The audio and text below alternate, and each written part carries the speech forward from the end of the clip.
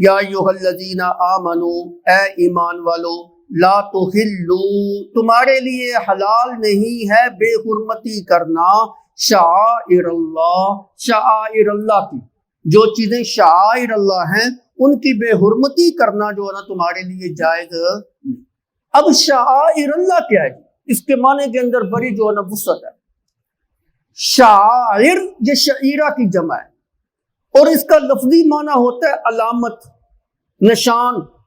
اور حضرت عبداللہ ابن عباس رضی اللہ تعالیٰ عنہ فرماتے ہیں کہ شعائر اللہ سے مراد مناسک حج اور موافق حج ہیں، یعنی وہ افعال اور وہ جگہ مراد ہیں جن جگہوں کے اوپر جا کے بندہ جو کام کرتا ہے تو حج بیت اللہ کا ثواب جو ہے نا ملتا ہے۔ اب حج کے اندر کون سی جگہ ہیں جی؟ سب سے پہلے بیت اللہ۔ تو بیت اللہ جو ہے یہ اللہ کا نشان ہے، شعائر اللہ کے اندر آتا ہے۔ اسی طرح مقام ابراہیم، اسی طرح حجر اسود، اسی طرح صفا اور مروہ کی پہاڑیاں۔ اور صفا اور مروہ کی پہاڑیاں تو ایک ایسی جگہ ہے جس کو قرآن میں صراحتاً شعائر اللہ کہا گا، ان الصفا والمروہ من شعائر اللہ۔ صفا اور مروہ جو نا اللہ کے نشانوں میں سے نشان ہے۔ تو یہ ساری چیزیں قابل تعظیم ہیں۔ اسی طرح مقام مزدلفہ کا مقام ہے، منا کا میدان ہے، عرفات کا جو ہے نا میدان ہے۔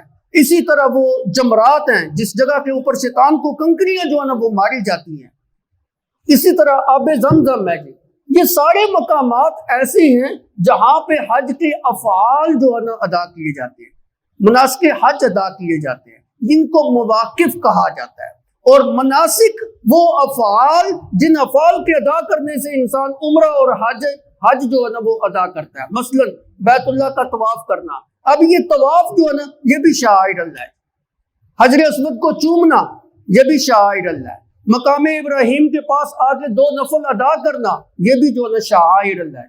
صفا مروہ کے درمیان دورے لگانا، استباء کرنا، کندھے کو ننگا کرنا، رمل کرنا، 3 چکروں کے اندر اکر کے چلنا، تو یہ ساری چیزیں ایسی ہیں جو شعائر اللہ کے اندر آتی ہیں۔ اسی طرح منا کے میدان کے اندر جانا، عرفات کے میدان کے اندر حاضری دینا، اسی طرح مزدلفہ کے میدان کے اندر حاضری دینا، اسی طرح جمرات کے پاس آ کے چھوٹے شیطان، درمیانے شیطان اور بڑے شیطان کو ساتھ ساتھ کنکریاں بسم اللہ اللہ اکبر پڑھ کے مارنا، یہ ساری چیزیں۔ اسی طرح قربانی کرنا، اسی طرح جو نا سر کا منڈانا، ٹینڈ کروانا، یہ ساری جو حج کے افعال ہیں یہ شعائر اللہ کے اندر آتے ہیں۔ تو عبداللہ ابن عباس رضی اللہ تعالی عنہ فرماتے ہیں کہ شعائر اللہ سے مراد حج کے افعال، مناسک اور وہ جگہ ہیں جہاں پہ حج بیت اللہ جو ہے نا وہ کیا جاتا ہے۔ تو ایک معنی یہاں سے جو ہے نا مراد یہ ہے، لیکن یاد رکھیے شاعر شعیرہ کی جمع ہے، اور شعیرہ علامت کو کہتے ہیں۔ ہر وہ عمل، ہر وہ فعل جو دین اسلام کی علامت بنتی ہو وہ شعائر اللہ کہلاتی ہے۔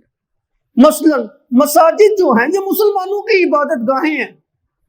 اب جب ان کی نسبت مسلمانوں کی طرف ہے اور ان کی نسبت جو نا اللہ کے گھر کی طرف ہے، اور اس کے اندر انسان خالصتاً اللہ کی عبادت جو نا کرتا ہے، نماز پڑھتا ہے، تلاوت کرتا ہے، نوافل پڑھتا ہے، ذکر اذکار کرتا ہے، تو یہ جتنی مساجد ہیں یہ شعائر اللہ ہے۔ اسی طرح مدارس جو ہیں جس کے اندر بیٹھ کے طلباء اللہ کا کلام جو ہے نا وہ پڑھتے ہیں، سیکھتے ہیں، اساتذہ کرام، علماء کرام جو ہے نا سکھاتے ہیں، تو یہ چیزیں بھی، یہ مساجد اور مدارس بھی شعائر اللہ کے اندر آتے ہیں۔ اسی طرح خانقاہیں جہاں سچے اولیاء اللہ کی توحید کی طرف جو ہے نا بلاتے ہیں، نبی کی سنت کی طرف جو ہے نا بلاتے ہیں، وہ بھی جو ہے نا شعائر اللہ کے اندر آتی ہیں۔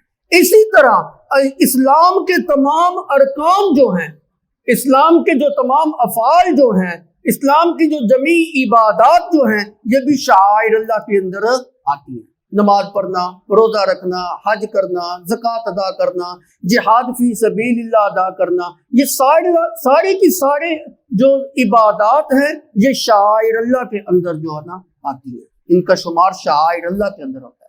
کیوں؟ ان کی نسبت جو ہے نا عبادات کی طرف ہے۔ اور جس وقت کوئی انسان کسی انسان کو عبادت کرتا ہوئے دیکھے، مثلا نماز پڑھتا ہوا دیکھے، تو وہ کیا سمجھے گا یہ بندہ مسلمان ہے، یہ اللہ کی عبادت کر رہا ہے۔ تو عبادت جس وقت کرے گا اللہ کی طرف نسبت ہوگی، اللہ کی علامت اور اللہ کی نشانی وہ بن جائے گی کہ یہ بندہ جو ہے نا اہل اسلام میں سے ہے، مسلمان میں سے ہے۔ روزہ رکھے گا، بندہ دیکھ کے سمجھ جائے گا کہ یہ بندہ مسلمان ہے۔ حج کرے گا، بندہ مسلمان ہے۔ جہاد کرے گا، ذکر دوسری جو عبادات ہے وہ ساری کی ساری جو نا بندہ پہچان لے گا کہ یہ بندہ جو ہے نا مسلمان ہے۔ تو یہ پہچان کا بن جانا کہ یہ عمل اس کے مسلمان ہونے کی علامت بن رہا ہے جی۔ اسی طرح داڑھی ہے، اسی طرح مومن بندہ ہے۔ علماء نے تو یہاں تک لکھا ہے نیک متقی پرہیزگار عالم بندہ جو ہے یہ بھی روئے زمین کے اوپر اللہ کا بہت بڑا نشان ہے، شعائر اللہ ہے۔ نیک بندہ کون ہوتا ہے؟ جس کو دیکھ کر اللہ کی یاد تازہ ہو۔ متقی کس کو کہتے ہیں؟ عالم کس کو کہتے ہیں؟ ایک تو ہمارے معاشرے کے عالم ہے نا، یا وہ گوئی کرتے رہتے ہیں، فضول باتیں جو نہ کرتے رہتے ہیں، کوئی ان کے بیانات کے اندر اثر نہیں ہوتا، ہم جیسے نلائق بھی ان کے اندر جو نا شامل ہوں گے۔ لیکن ایک وہ اللہ کے سچے ولی علماء ہوتے ہیں جب وہ اپنے منہ سے کلمات نکالتے ہیں دین کی اور قرآن کی تفسیر جو ہے نا وہ بیان کرتے ہیں تو انسان کی رغبت دین کی طرف بڑھتی ہے۔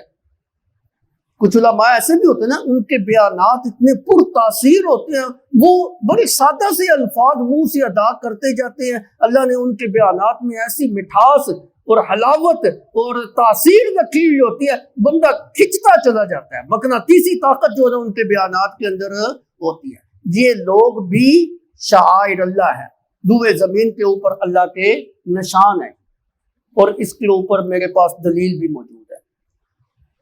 حدیث پاک کے اندر آتا ہے اللہ کے پیغمبر صلی اللہ علیہ وسلم نے بیت اللہ کو جو مخاطب کر کے فرمایا، اے بیت اللہ، اے کعبۃ اللہ، تو بڑا حرمت والا ہے، تیری تعظیم بڑی ہے، تیری خوشبو اور مہک جو ہے نا بڑی عمدہ اور پیاری ہے، تیری حرمت جو ہے نا بڑی عمدہ ہے، لیکن یاد رکھنا ایک مومن بندے کی تعظیم اور حرمت تجھ سے بھی زیادہ ہے۔